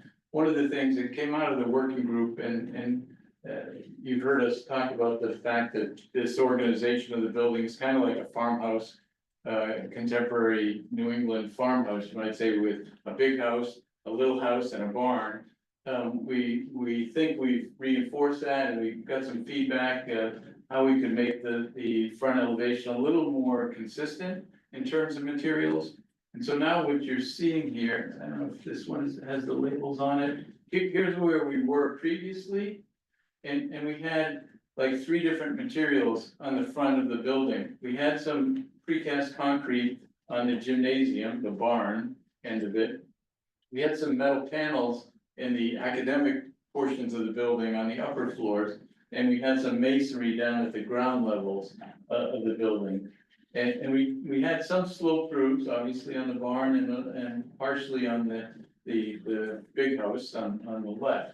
But we thought by refining it, if you look at it now, across the front of the building, all those materials now are primarily the precast concrete panels. The roof on the big house comes all the way down to the 3rd floor level there, so it reads more like the volume of a house with dormers. And we changed, it's a little more subtle, but we changed the window, I don't know if the laser pointer works, does it? I don't think I can point with that, but the window patterns are a little bit more residential scale, you might say. Even though this is a very big building, and fortunately, we have the advantage, you might say, that the building is set way back from the street. It's not like every house in a residential neighborhood. So it has a lot of foreground, but still in scale with the volumes, we think the window patterns are a little bit more appropriate now. So it's a fairly subtle change, you might say, in terms of the design or refinement. We think it's cost neutral, so to speak. It actually simplifies the building in a couple different ways. by extending that roof on the left-hand volume, the big house, we actually have space to move one of the low base shops up to that third floor. And on the back side of the building, that might show up in the next view, yes. On the back side of the building, we used to have that bump out there on the second floor. We've basically taken that square footage and moved it to the third floor. So now the back of the building is very straightforward structurally. It goes straight across there, it doesn't have that bump out on the second floor. So it simplifies the structure. We believe in that regard, and it kind of consolidates all the academic portions. The classrooms and science labs are now all in that, center portion of the building for the most part. With the two shops being on that third floor on the right, and this view, the electric shop and another low base shop on the front side of that building. So those are the tweaks we made. We did share this at the working group, and it was brought about from the feedback we had gotten from previous working groups. To try to, simplify and reinforce, you might say, the concept of the building. We think we've done that here. So we wanted to share that with you again here. And in terms of the layout of the building, just to walk you through, I'm sorry. Carl, I'm sorry, Mr. Chair, just before. Go ahead. So I'm. Yeah, sorry, go back. It's on top, by surprise, when we were in it yesterday. So we've decided that we're gonna move, what shop is it? Well, the one that was projecting in the back there is design and visual communications. We're still working out that layout and meeting with that shop to finalize that. Does that work for them? It's a very, it's actually an improvement for their space. It has a higher ceiling, it has more natural light, more windows on that third floor location. And on a preliminary basis, the layout works there. Okay, so the feedback from the shop itself has been positive, it's where they see an improvement. Well, we still have to meet with them to go over the revised layout. So I guess where my concern when I saw this, and I'm not a building expert by any means, so I'm gonna default to you guys who do this for a living. I guess my concern was we've been staring at these documents for months now. Okay, we've had them, the plans and things like that. We've, had you guys overlooking things, you guys have been, doing, you're doing your best to try to design and develop these things. I guess my concern is why are we doing it now? I get the whole idea of the working group and everything like that, but so it may not be a major change, but to me, moving an entire program from one floor to another arbitrarily, just we're gonna do it. That seems to me like it's something that would be, a little bit more in-depth than just, oh, hey, on a Wednesday, we decided we're gonna do this. So I guess my first is, what, besides changing the pattern of the roof, was that it? Once we changed the roof, we were able to move the shop? Right, we gained space on that third floor to have a larger. And so we just shop there. Okay, so, and that was just, that idea was came from the working group. Right, I understand what it may seem like it was relatively sudden or. But it's the first time we're hearing about it. You guys submitted the design plans already today, or the cost estimation plan, so we're kind of already like, hey, we did this, and now we're telling you about it. See where I'm coming from? Yeah. Again, and I'm not saying anything, you guys did anything wrong, please don't take it that way, because that's not the message I'm trying to portray, but I'm just saying, we moved it. And we've been staring at the same pieces of paper for months, and now all of a sudden today, this week, we're gonna move something. Yeah. And oh, by the way, we did it, and you had until, Kevin did a great job, I appreciate that second email, so it really gave you the opportunity to look at it. But, like, now. You okay, Bob? Yeah. He's good. He's good. Okay. Keep it cheated, just too big to catch. Yeah. That's where we go. No, I got my arm up. Yeah. That's what what we understand, Dustin, and this phase is fairly short. Just to give a little context, we completed schematic design for this almost a year ago, back in June of last year. So I know and nothing changed since then. We weren't working on it. We were basically helping, Yeah, get the vote approved in January. So it was really at the end of January when, but the it vote was was in one place and now it's different. that we started up again in terms of looking at the design and taking, it to the next level. And so we've had a couple meetings with the working group where we have refined and have talked about it and based on feedback. It certainly wasn't our decision alone, it's our No, recommendation. and I understand that, and I'm not, like I said, I'm just trying to understand. I guess my concern is just the fact that like, okay, so we're doing all this and then all of a sudden something changes, which is fine. I understand things are gonna change. Like I said, you guys are experts in this. I trust your decision making and what you guys have to say, but it just seems, it's just one of those things. It's like, okay, what have we been doing? I mean, as Bob pointed out earlier, I understand we're on, percentage basis and we completed 20%. $757,000 every month. And all of a sudden, we're being told something's changing at the last minute. To me, seems like, well, what was the $757,000 for? Get what it's for, but it just raises questions. And in today's situation where we've already brought up how these communities are already scrutinizing our project because it is, has already been voted on. And isn't necessarily, it isn't necessarily favored by a lot of people right now in certain communities. I just want to make sure that we're, trying to be, I don't want to use the word transparent, because I don't want to even raise that question, because I don't believe that that's the case. But I just am a little concerned with like, hey, we're all of a sudden making a move, and then to ask, have we talked to, I'm gonna call it graphics, I know that's the wrong name for it, but that's what I remember it as. Have you talked to graphics, does that work best for them? And you guys say, oh, well, they get this, this, and this, well, okay, that's great, but is that going to work best for the instructors and the students? We can say that it's gonna be best for them, but is it what they're looking for? That's my concern.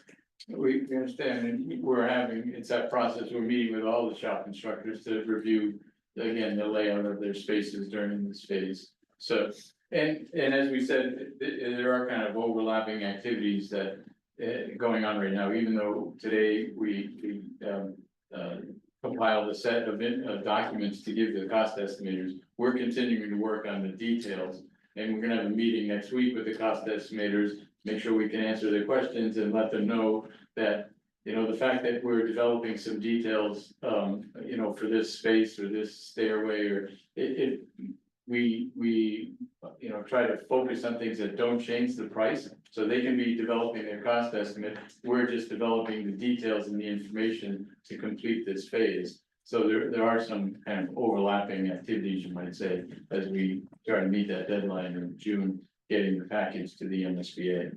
But we'll do our best too, and that's why we try to emphasize those working group meetings to let you know what's ahead, so that it doesn't come as a surprise in the future. But we appreciate all of you taking the time to look at when Kevin circulates things to give us feedback. We truly appreciate getting feedback. This is your project, your building. We're just trying to, be the translators of your needs and wants and desires into something that works for you.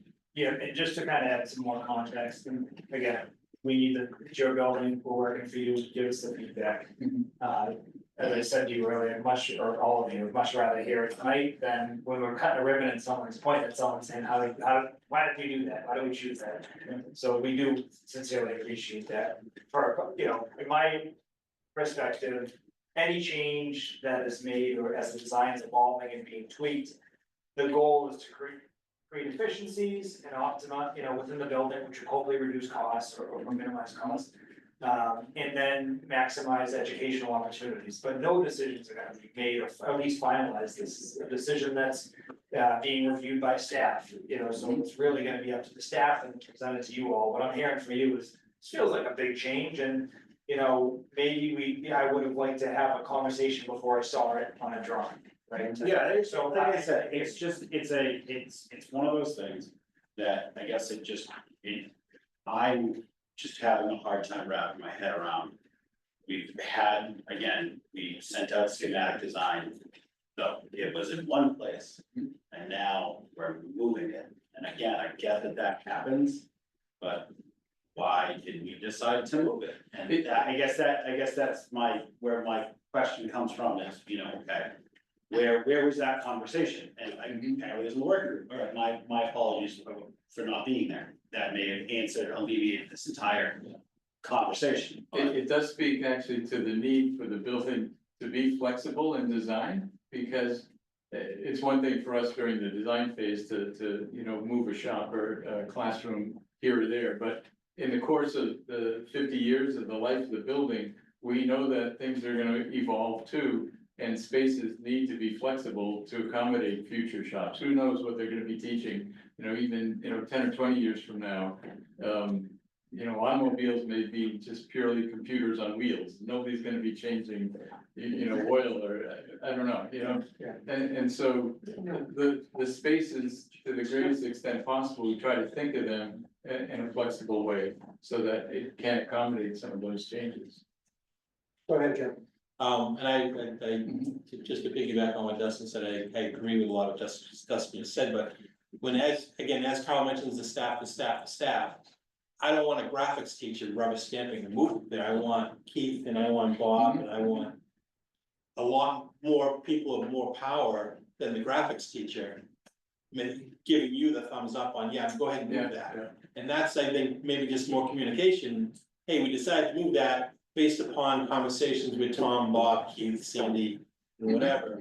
To know that it's been through the wash. It's just not, hey, I love the graphics teachers, they're awesome, but I don't want them making the decision to move. And Jim, I think that was my point is not only do I want, am I expecting Tom and Sandy and Keith, I expect the decision makers, but my point is, let's make sure that the people who are using the space every day, Tom is running around this place constantly, just like Sandy, but I don't know if they're pressing t-shirts on a regular basis.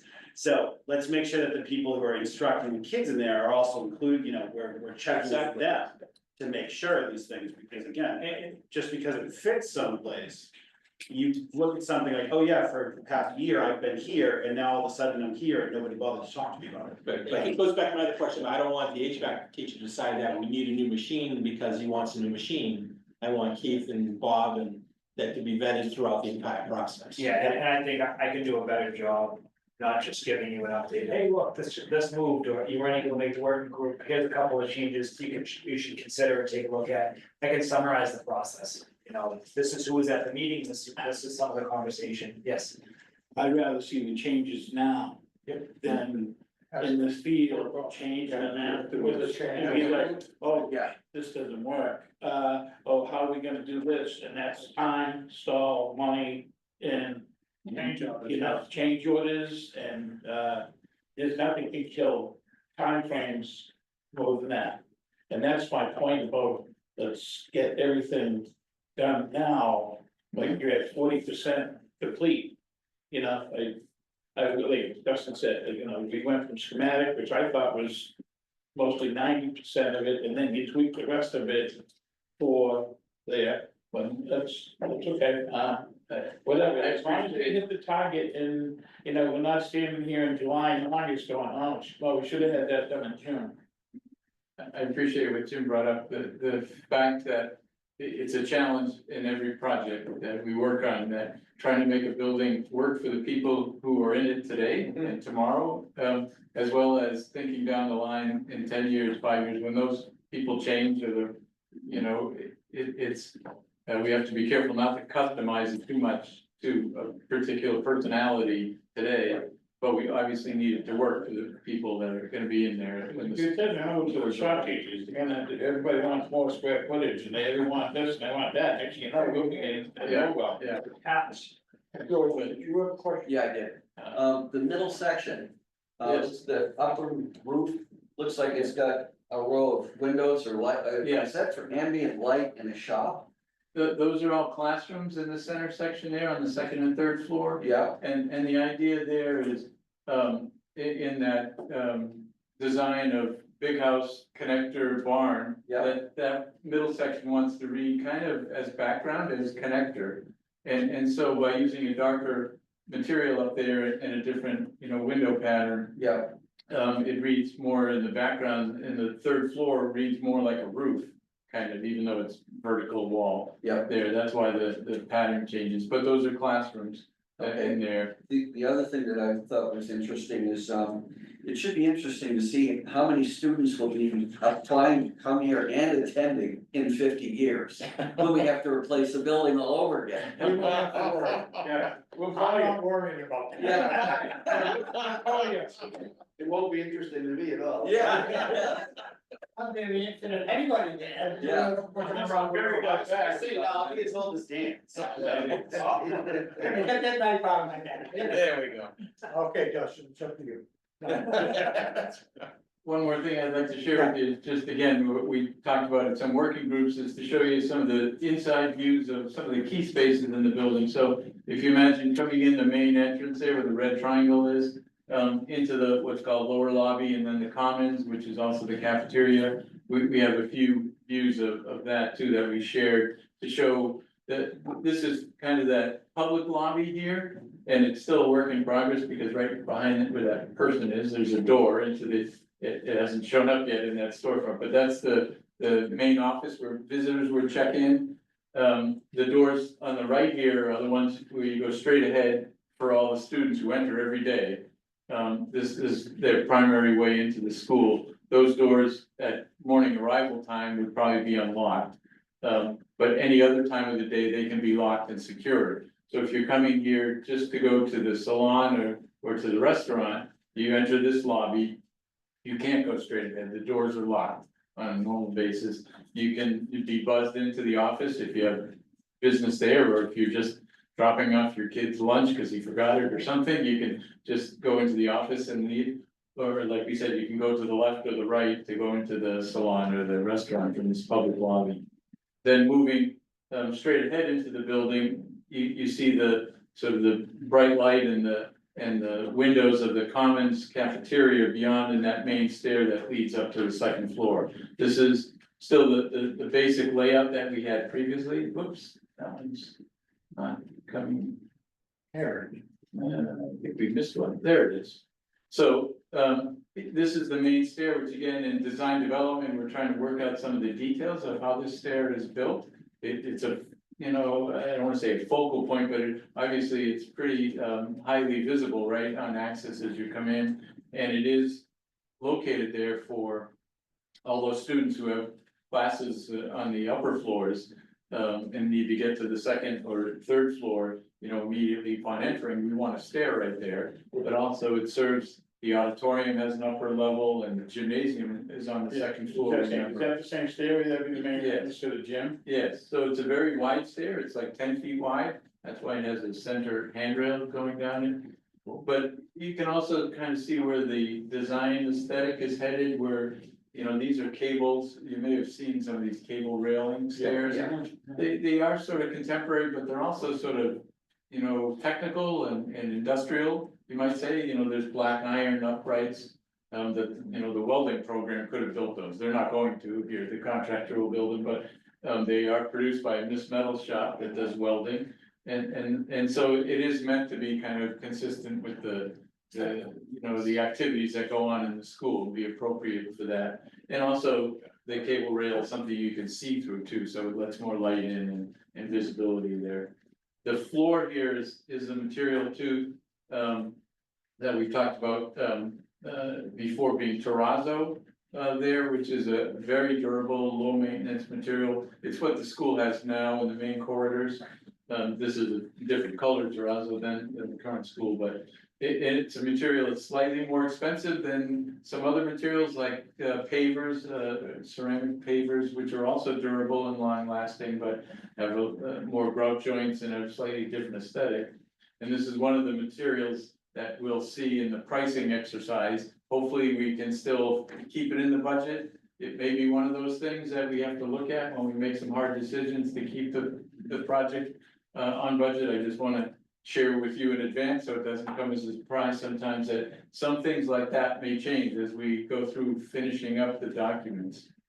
I have a quick Yes, one. George. Is that floor slippery when wet? It can be a little bit, it depends on somewhat how you buff it, but what we would have, one of the advantages, if we go back to the floor plan. I'm sorry, it should go the other way, we have walk-off mats. Oops, we have a good distance from the front door Yeah, to where you get to that. Yeah. So in this public lobby, there'll be walk-off mats in that corridor beyond these green doors on the right into that. Would also have walk-off mats. So by then, your feet are dry and cleared, and there wouldn't be water on the floor beyond that, so. It takes away the danger of slipping on terrazzo, but that's a good point. Thank you. Terrazzo. On the floor in the lunchroom, had you, this year, it almost looked like epoxy. It is called epoxy terrazzo these days. Okay. Years That's what I, years ago, there was there was terrazzo rather that was like 3.5 inches thick. yeah, This is much thinner, but it's the same basic process where you polish it. It's just that the mix is not totally concrete. It has some epoxy in it, but it still has aggregate little stones, yeah. just like in Italy. And when they polished it, back 1,000 years ago, it's the same process. It's just thinner these Right, days. because I got an epoxy floor in my cellar, my man cave, and it's not slippery at all. thank you. Yeah, But it's got, it's getting There's- so like dust on it. and it's There's kinda like- pure epoxy that we actually would recommend like in a kitchen or a locker room. And it can have a little bit of texture to it. So Yeah, in those right. places where there is water on the floor, it's very slip resistant and durable and seamless. Yeah, Which you all right. need in a kitchen, obviously. A couple other views in here, just to show you, again, this is the cafeteria, the serving area, and the kitchen is on the left there. But the ceiling that we have here, remember this commons area is kind of a wedge shape, it's not rectangular. And you can see the glass beyond and you'll be able to see through to the trees. There'll be a little bit of outdoor dining there. We're showing a linear ceiling as a little bit of an upgrade from purely, we don't have one here, an acoustical tile ceiling, which you've seen everywhere. Yeah. Which we have in the other 90% of the school, but in this one space, we think it warrants having a good acoustically absorbent ceiling. So those little blades are made of felt. So they're very acoustically absorbent and we can integrate light fixtures with them. I think, yeah, you can see them here.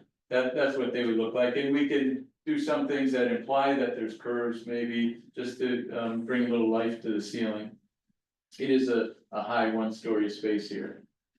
And the furniture, don't get that in too much detail. It's not necessarily the specific furniture, but we will use drawings like this and renderings like this when it comes time to help choose furniture too, but we do suggest there be a variety of tables and chair sizes, some with attached seats, because that's very easy to fold up and move out of the way when you want to, or to mop the floor, or buff the floor, it's easy to get the chairs out of the way than having loose chairs, but we may want to mix where there are some loose chairs and tables.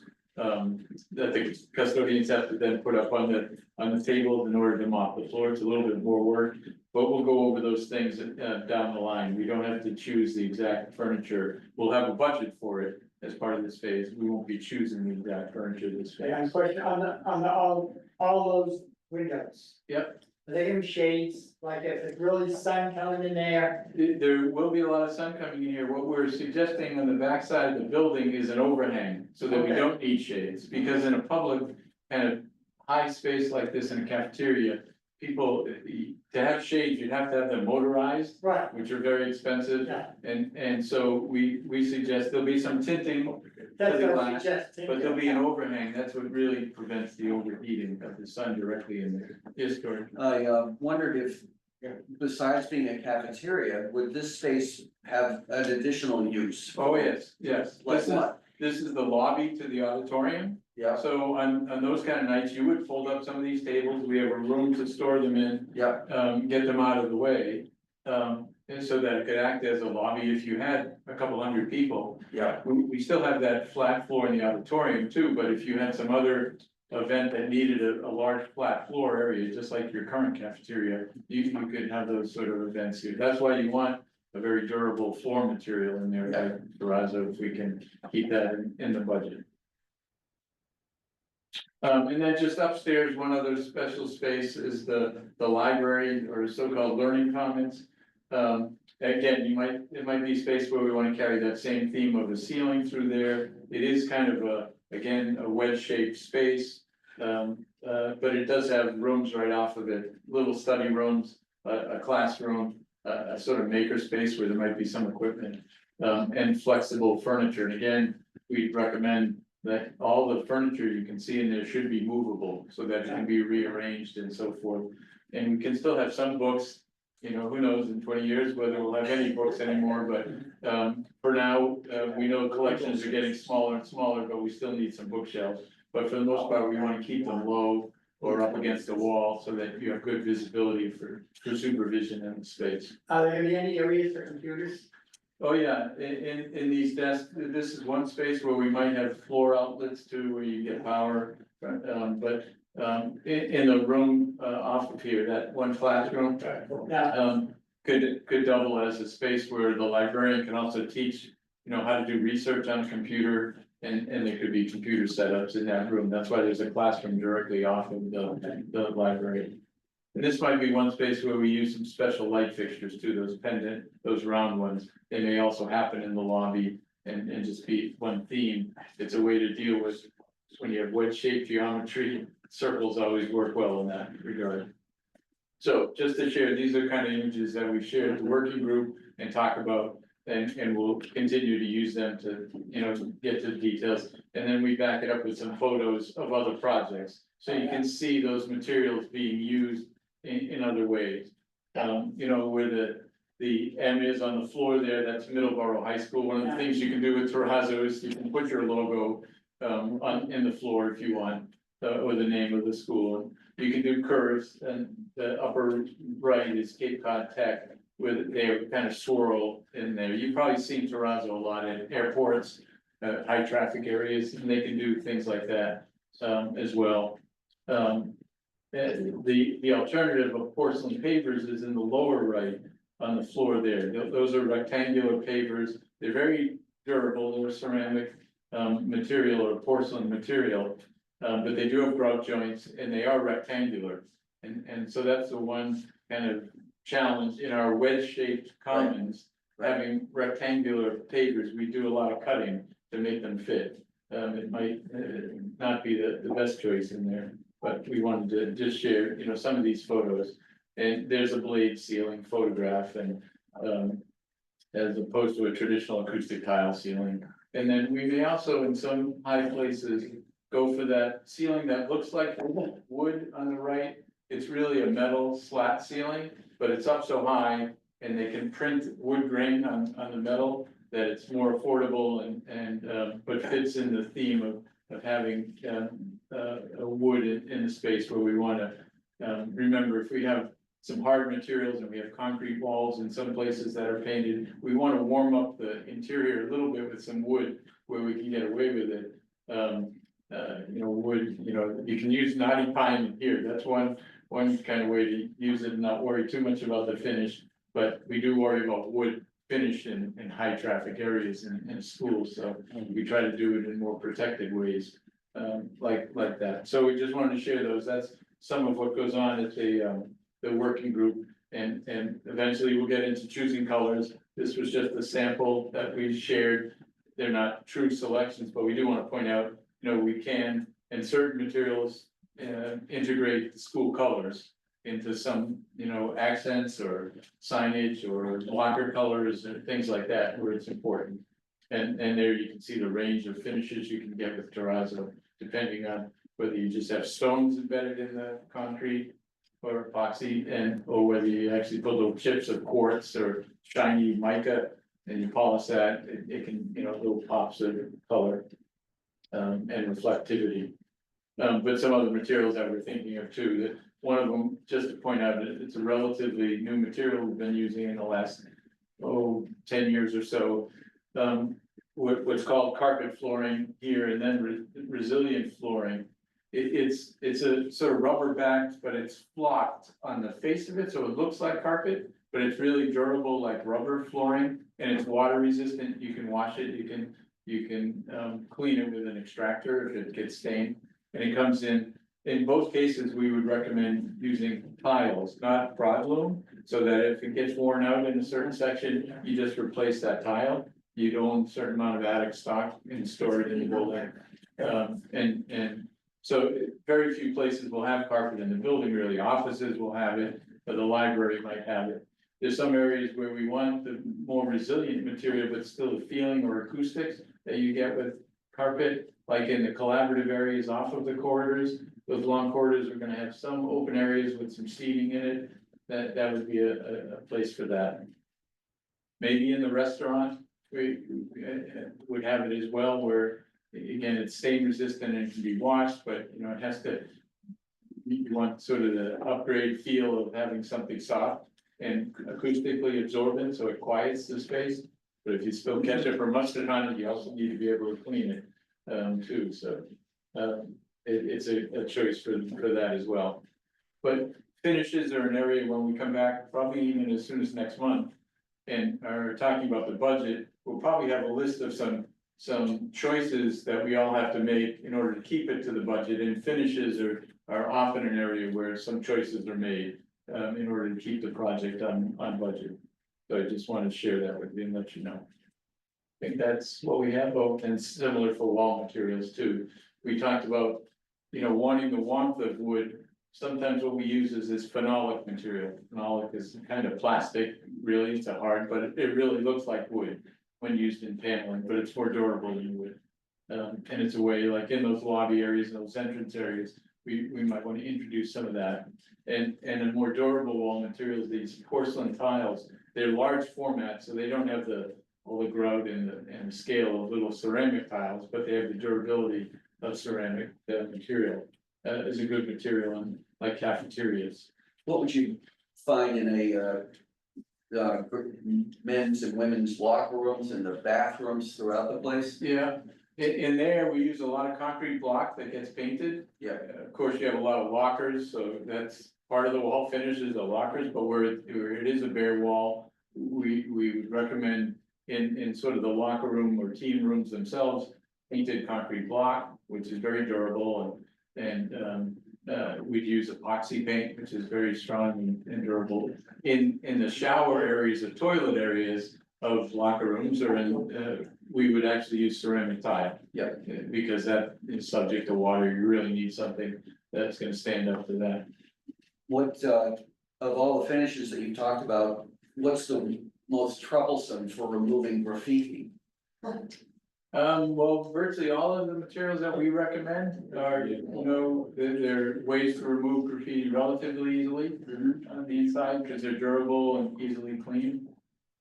So none of them have a real, you know, like this wood. If this were, you know, used, it's absorbent and porous. Yeah. We wouldn't recommend finishes like this. Yeah. In the building, or if you've been in schools that were done in the, I don't know, late '60s, early '70s, they had exposed concrete block, gray block. They called it pumice block, it was light and they didn't have to paint it, that was the cost savings, but it's also very absorbent. If you got graffiti on that, it's very hard to clean because it's a rough texture. You almost had to, you know, burnish it or grind it off or something. Yeah. To remove it, unfortunately. Yeah. So we won't use any of those kind of materials. So I think that's it. Thanks for that. Okay. Any other question? I have one more, just quickly. Did we get rid of the grass roof? No, we still have some dedicated roofs. They're in relatively small areas outside of windows when you're overlooking the roof. Okay. But one of the larger ones though is over the cafeteria. Yeah. There, because there is that upper level lobby that's looking out on that roof. So that will still be in the project. We do want to. Yeah, we do want to reserve a lot of the flat roof for solar panels. But we do want to have some vegetated roof, that's what we call it, green roof, yeah. It's not grass, it's actually cedar, so we don't. What's that, Dan? He wants to click all. Oh, yeah, it's not grass. Okay, thank you. Pickleball. Anybody have anything else?